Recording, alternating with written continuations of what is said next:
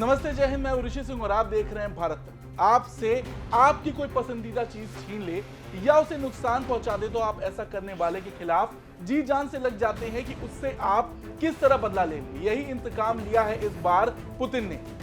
पिछले साल अक्टूबर में जब यूक्रेन ने समंदर में रूस की शक्ति के प्रतीक 18 किलोमीटर लंबे क्रीमिया ब्रिज को बमों की ताबड़तोड़ बारिश से तबाह कर दिया था, तो राष्ट्रपति पुतिन तिलमिला कर रह गए थे। ये वही पुल था जो रूस और क्रीमिया को जोड़ता है। 18 किलोमीटर लंबा ये पुल रूस के लिए बेहद खास है। पुतिन ने तब इसे आतंकी कार्रवाई बताई थी, लेकिन अब सवाल यह है कि क्या इस घटना के लगभग 8 महीने बाद रूस के राष्ट्रपति पुतिन ने बदला ले लिया है। ये बात हम इसलिए कह रहे हैं क्योंकि दक्षिणी यूक्रेन के नुवा में मौजूद कखोवा डैम को विस्फोट से उड़ा दिया गया। यूक्रेन का आरोप है कि रूस ने यह हरकत की, लेकिन रूस ने इस आरोप का इंकार किया है। अक्टूबर में क्रीमिया ब्रिज पर हमले को पुतिन ने आतंकी हमला करार दिया था और इस बार जेलेंस्की ने इस हमले को आतंकी करार दिया। ये कहानी बहुत लंबी है। रूस ने काकोवा डैम उड़ाया या नहीं, ये तो दावा नहीं किया जा सकता, मगर 8 महीने पहले जिस क्रीमिया ब्रिज को यूक्रेन ने उड़ाया था उसे पुतिन का प्राइड कहा जाता है। पुतिन ने जब साल 2014 में क्रीमिया पर कब्जा करते हुए रूस में उसे मिलाया था, तब पुतिन के सामने क्रीमियाई मेनलैंड को रूस से जोड़ने की चुनौती थी, क्योंकि क्रीमिया और रूस के बीच कोई डायरेक्ट लिंक नहीं था। 2018 में जब ये आइकॉनिक ब्रिज तैयार हुआ तो दुनिया दंग रह गई। ऐसा लग रहा था कि समंदर के बीच में किसी ने लकीर खींच दी है। पुतिन ने खुद ट्रक चलाकर बड़े जोशो खरोश के साथ इस ब्रिज का उद्घाटन किया था और रोड सेक्शन को लोगों के लिए खोला। ये यूरोप का सबसे लंबा ब्रिज और रूस द्वारा बनाया गया सबसे बड़ा ब्रिज है। 2016 में पुतिन ने सैन्य महत्व के इस ऐतिहासिक ब्रिज को बनाने का आदेश दिया था। इस पुल को बनाने में $3.7 बिलियन खर्च हुए। भारतीय रुपए में देखा जाए तो इस पुल की लागत 3 खरब और 3 अरब रुपए आती है।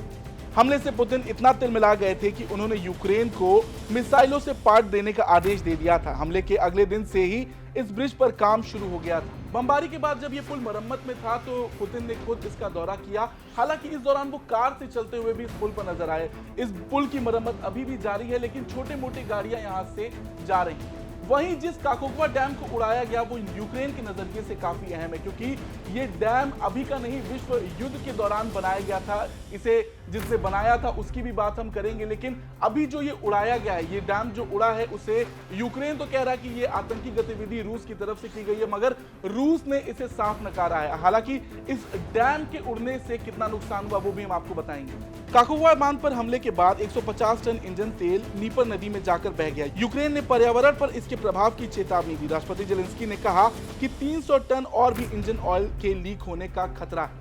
बता दें, इस हाइड्रो इलेक्ट्रिक पावर प्लांट के निर्माण कार्य की शुरुआत सोवियत रूस ने तानाशाह जोसेफ स्टालिन ने की थी। इस डैम का निर्माण कार्य निकिता खुश्चेव के समय पूरा हुआ। इस डैम को बनाने के लिए 2155 वर्ग किलोमीटर काकोवा जलाशय का निर्माण किया गया। ये डैम बहुत अहम माना जाता था, यहाँ तक कि जब वर्ल्ड वॉर 2 हुआ तो जबरदस्ती इसको उड़ाना पड़ा। मतलब जिस स्टालिन ने इसे बनाया था उसी ने इसे उड़ाने का आदेश दिया, क्योंकि उस वक्त नाजी सेना वहां पर हावी हो रही थी और उनसे बचने के लिए ऐसा किया गया। हालांकि इस वक्त रूस और यूक्रेन युद्ध में हैं और क्रीमियाई ब्रिज जब फटा था तब पुतिन तिलमिलाए थे। अब ये डैम पर जब हमला हुआ तो यूक्रेन के राष्ट्रपति जेलेंस्की बौखलाए हुए हैं। हालांकि इस पूरे मुद्दे पर आपकी क्या राय है, कमेंट करके जरूर बताएं। ऐसी खबरों से जुड़े रहने के लिए देखते रहिए भारत। धन्यवाद।